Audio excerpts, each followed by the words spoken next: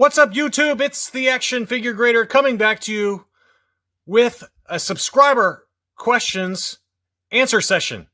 I want to thank everyone that entered into the contest for the graded Black Series 6-inch Empire Strikes Back 40th anniversary Lando graded 90 plus by Collector Archive Services. I went ahead and shut down the sweepstakes, and we're going to do the drawing shortly to see who wins. I did record it so everyone knows it's on the up and up. No cheating. And so we will take a look at that here shortly. But before I do, I thought we'd pick out a few questions from the question list. Your questions were excellent, and I appreciate everyone who submitted a question. So, first of all, Alfred Lopez, 1977. Thank you for watching, Alfred, but here's what he asked. He said, how many total graded items do you have?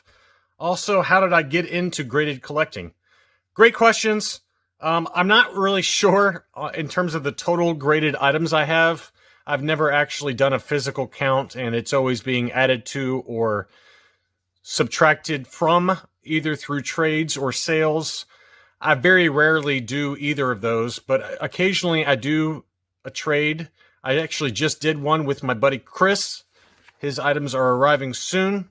I sent his items off last week or the week before, but in general, I don't sell that much, but I do sell occasionally. But if I had to guess a rough number in terms of graded items in my collection, I would say somewhere between 900 and 1,000. That's a very rough guess. I don't know exactly. Most of those are loose graded, obviously, but that is a rough guess. How did I get into it? That's a great question as well. I would say that Darth Vader, you can see all my different Darth Vaders here. I think, I'm going on memory now, I think my first graded item was a loose graded Darth Vader figure about 6 or 7 years ago, maybe more. I don't exactly remember. I bought a very standard Hong Kong loose graded Darth Vader, 85 grade AFA, and I just wanted one because I always loved Darth Vader. He's probably one of, if not my favorite vintage figure and figures. And so that's how I started. I'm guessing it was around 6 or 7 years ago. I don't know exactly when. My memory is a little bit hazy, dating back to when I was still kind of heavy on grandpa's cough medicine, so to speak. But that's how I got started. I think over time, I had an absolutely massive collection of graded G.I. Joes that I think predate those. But in terms of Star Wars, that was probably my first one. I had Marvel Avengers and Secret Wars and some Teenage Mutant Ninja Turtles, a lot of Transformers. I had a pretty massive collection of those. I ended up deciding to focus solely on Star Wars for the most part, so I sold all that stuff over the course of about 5 years, and I plowed every dollar of that back into graded Star Wars items or items that I was planning on getting graded. So over time, my collection room totally transformed. It was completely packed full of different figure lines, and I decided to focus only on Star Wars for the most part. I've made some exceptions here and there, but very rarely. So hopefully that answers your question. And to follow up on that, Ken Harmon asks, how many years have I been collecting? That's another great question. Thank you for watching the channel, Ken. I've been collecting as an adult probably since the early 2000s. I got really back once the G.I. Joe 25th anniversaries came out. I think I want to say 05, 06, 07, somewhere in there. I did buy a lot of those, and before that, I did have a pretty big Secret Wars and G.I. Joe collection of vintage G.I. Joes. But roughly, if I had to guess, it's probably in the early 2000s. So probably 2005-ish is my guess. So about 15 years seriously as an adult collector. I've had stuff before that, and but nothing serious. So that's that. Next, Stormy T. He asks, if I had to keep one graded figure in my collection and sell the rest, what would it be? Okay, so I'm going to cheat on this one. If I had to sell my entire collection, everything that I own, I would only keep one item, but it is not graded. So this is probably the one I would keep. This is a Power of the Force step and battle droid. My kids got this for me very shortly after I got my life cleaned up. My life was a mess. I was an alcoholic, really, really bad on the bottle. I had just gotten out of treatment at a treatment facility and right before Christmas, and they got this for me as a gift. And it's got a lot of sentimental value to me. It's not like a graded item or anything, but because they gave this to me, I just thought it was so special.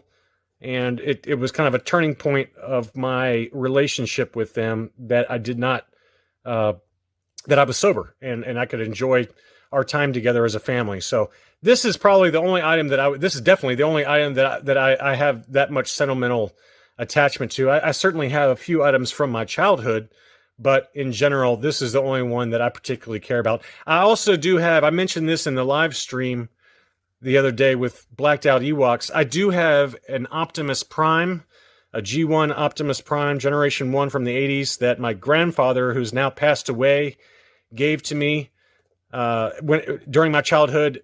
He looked all over Richmond, Virginia to find it, and that's the only Transformer that I still have, I think. I might have a couple of decorative type items in my man cave bathroom, but in terms of a G1 Transformer, I've kept that. It's in amazing condition.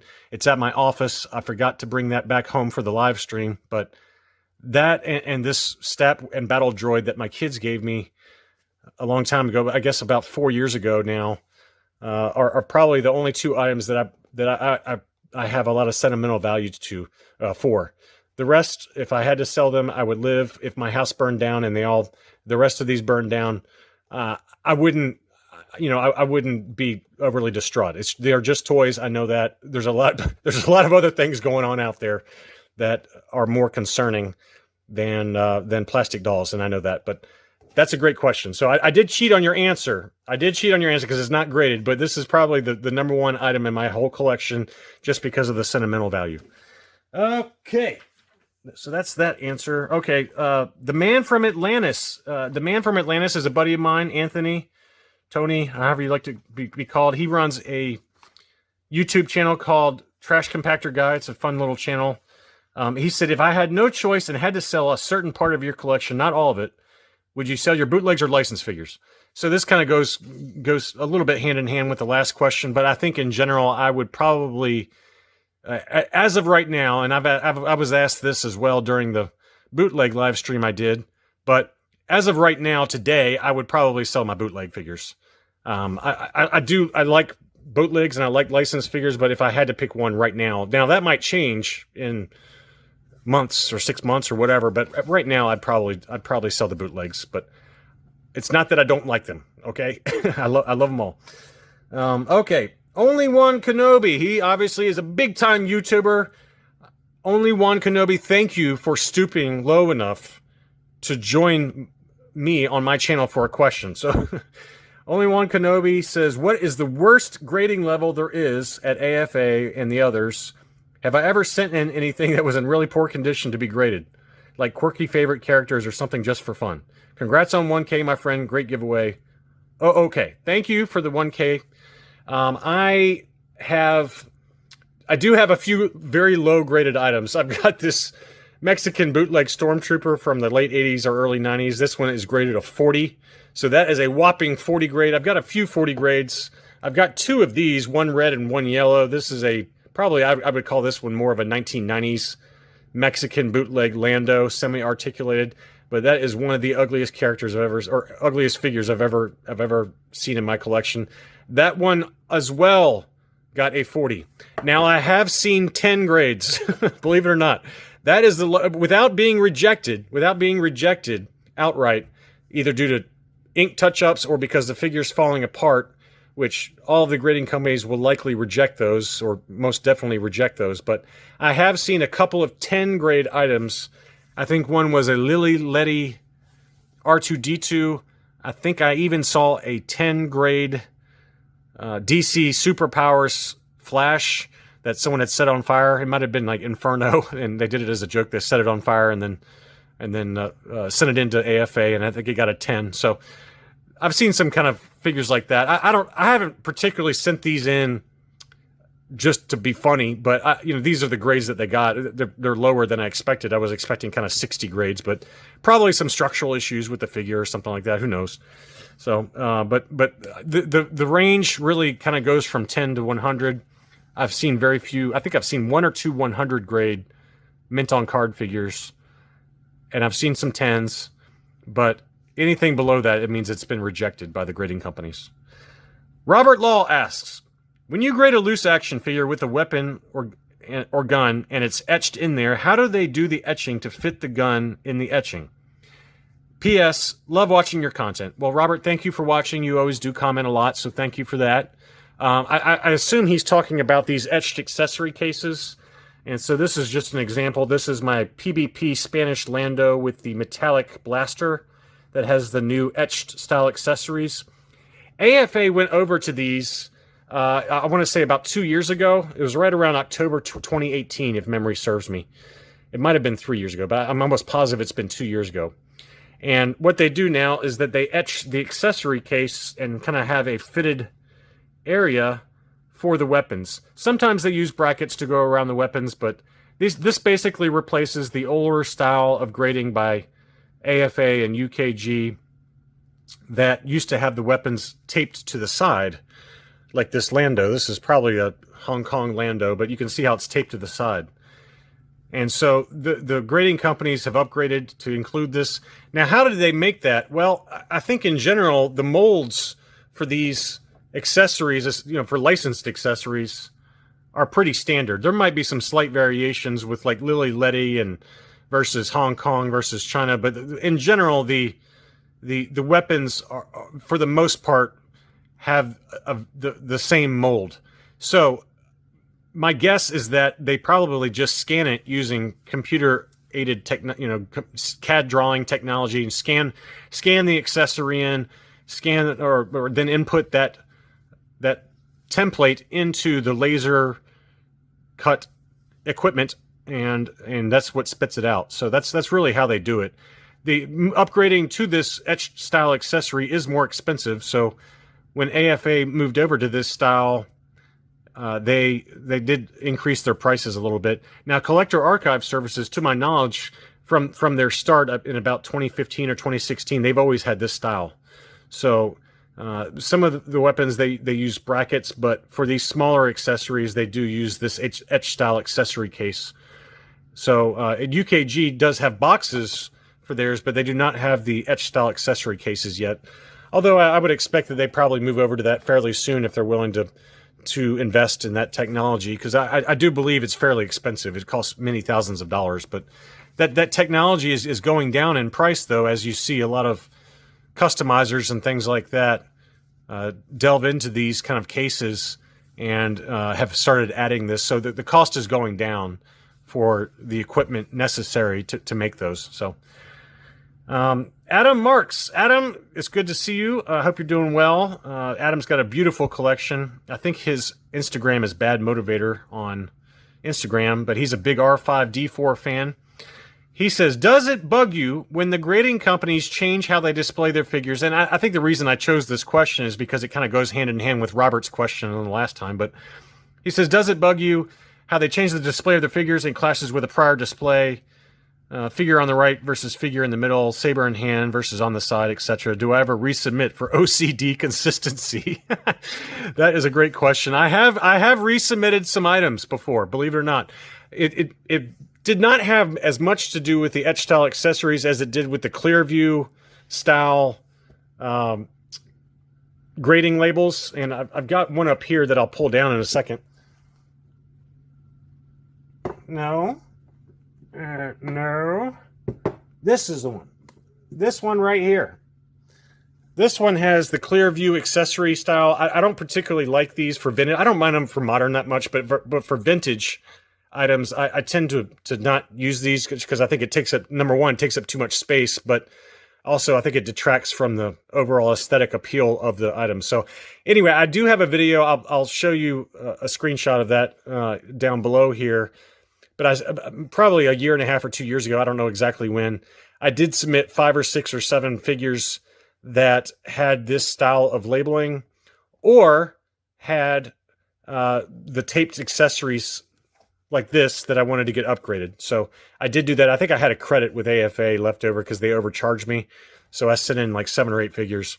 Now, on that note, if you resubmit the figures for just recasing, sometimes the grades can change. It's never happened to me before, but I have heard of cases where if you got like a white figure, like a Luke Skywalker or something like that, and you resubmit it to get it recased, there's a risk that the grade does change if the figure is yellowed or some kind of other structural flaw, paint degradation or something like that. I submitted 8 figures and they all came back with the same score. And those that had the uncirculated U grade for a loose figure, those did stay on the label. So that's just more of an FYI. You can check out the video on my channel for the full breakdown of those figures that I resubmitted. But it does happen. And I've had some cases that have cracked either in transit to me from the seller, or I've accidentally dropped them. I've dropped a couple where the pegs have broken loose, things like that. I've resubmitted those to get new cases, but in general, I don't particularly care whether it's like this. This is a UKG Spanish Darth Vader where he has the saber in his hand, or like this, where I requested specifically that Collector Archive Services etch the accessory style case for this saber. Typically, if you don't tell them anything, they usually leave it in their hand like UKG does. I prefer this kind of case with sabers just because of the filament at the end. But this is how I roll. I tend to like the etched accessory cases versus this, but I don't. My OCD is definitely there, but it's not to that extent where I'm going to resubmit everything. So I think I've got too much volume at this point. Okay, Jamie Brewer, he asks, congrats on growing the channel. Thank you. He said, did I back the Razor Crest project? And he also said, please, could you recommend a case for the 6-inch carded figures like the Lando that I'm giving away here shortly? So first of all, no, I did not back the Razor Crest. It's not because I didn't want it. The Razor Crest looks amazing. They've just passed, I think, 20,000 backers. So it's pretty incredible, the feedback. I think the sale barge only had 8,500 to 9,000 backers. So the Mandalorian is obviously super hot. It's very popular. The backing of the Razor Crest shows that it's gone well above. I believe was the original number was like 6,500. I believe. I'm going on memory. I'm not a VC expert. So I did not back it. It's not because I didn't want it. It's not because of the price. I could afford it pretty easily. But the issue is space. I don't have space in my collecting room for that gigantic monstrosity. That being said, I do plan on purchasing on the aftermarket by eBay scalpers the carded figures. I want the carded Yoda, Baby Yoda, that comes on a card, and I also do want the Jawa Elder that they've shown. Both of those look incredible. I want both of those when they come out, but I'll probably end up buying those on the secondary market and call it a day. But I'd love to have it. Yes, I just don't have the space for it. The second part of your question involves, where do I get the cases for those Black Series, the ESB 40th anniversary or the original Star Wars 40th anniversary carded Black Series? Figure Shield is the name of the company. Figureshield.com. Hopefully that's coming through. Figure Shield. They make cases for these carded 40th anniversary figures. They fit both the Star Wars 40th anniversary figures that came out a couple years ago, as well as the Empire Strikes Back. That being said, these are not perfect. I've had a few figures that do not fit correctly in there, and it's just because I think the blisters for some of the larger figures do not fit properly. Surprisingly, the Chewbacca, which I think is the largest so far on one of these, that one fit okay, but because of just the contours and so forth, the Darth Vader ESB did not fit that well, and I think it was either IG-88 on the credit collection or the Mandalorian. I can't remember which one it is, but they don't fit quite perfectly in there. Sometimes you have to kind of fiddle with it a little bit. But in general, these cases are very well made. They have a little ridge that goes all the way around that locks into place. It also does have 2 locking spots up here where these logos are indented. So once they're in there, they stay in there pretty well, and it does protect them. I use these for shipping any Black Series type figures, if I ship them either to a friend or whatever, a sale, or to get graded like I did with that last batch, I use these Figure Shield cases. Figureshield.com is where you get them. If you sign up for their newsletter on their website and input your email, they do have flash sales. So I don't, they're not cheap. They're just the regular retail prices for those are pretty expensive, but occasionally they do have a flash sale with free shipping and 10% off. And I think I got 5 of them for about $30, $35 maybe. So they're not cheap though. They're about $7 a pop, but they are very, very well made and not flimsy at all. I mean, very, very hard plastic and protect the figures very well. So that's where I got them, figureshield.com. I'm not a paid spokesman from them, but that's who I use. Okay, I think that is enough Q&A for this session. Let's go ahead. I'm going to cut to recording my computer, and we're going to go ahead and give away the graded Lando Black Series figure that I had graded by Collector Archive Services. I am going to record it. Given everything that's going on out there in the world today, I want to make sure that everyone knows that this is not a fraudulent giveaway, that I am doing this on the up and up. So let's go ahead. I'm going to cut right here, and let's go see who wins the Lando. Okay, everybody, this is the action figure comment to find out who won the graded Lando. I am pasting in the URL for the Lando giveaway. So that's what I did here. And so first we got to get YouTube comments. We got 43 commenters. Okay. So then we scroll down and we're going to pick the winner right now for the graded Lando giveaway. It has to be a question and you have to be a subscriber, but let's take a look.